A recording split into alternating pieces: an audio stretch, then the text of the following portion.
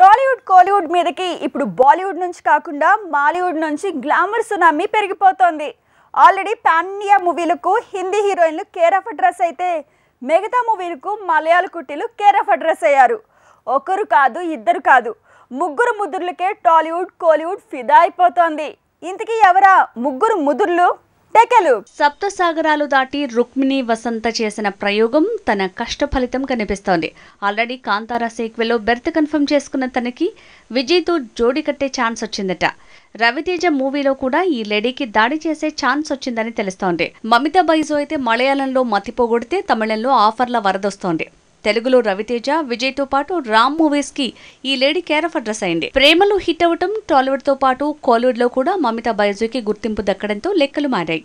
మలయాళంలో ఆఫర్ల గోలయ్యేలా ఉన్న తెలుగు, తమిళం, కన్నడ సినిమా పరిశ్రమలో రుక్మిణితో పాటు మమిత పేరు మారుమోగిపోతోంది. మరో మలయాళం కుట్టి అనశ్వర రాజన్ కి తమిళ్, తెలుగు దర్శక నిర్మాతలు ఆఫర్ల వల వేస్తున్నారు.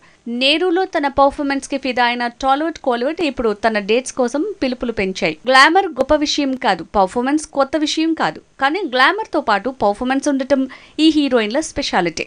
అందుకే రుక్మిణి, మమిత, అనశ్వరకి టాలీవుడ్, కోలీవుడ్ నుంచి ఆఫర్ల వరద పెరిగింది. డిమాండ్ ఆరెంజ్ లో రీసౌండ్ చేస్తోంది.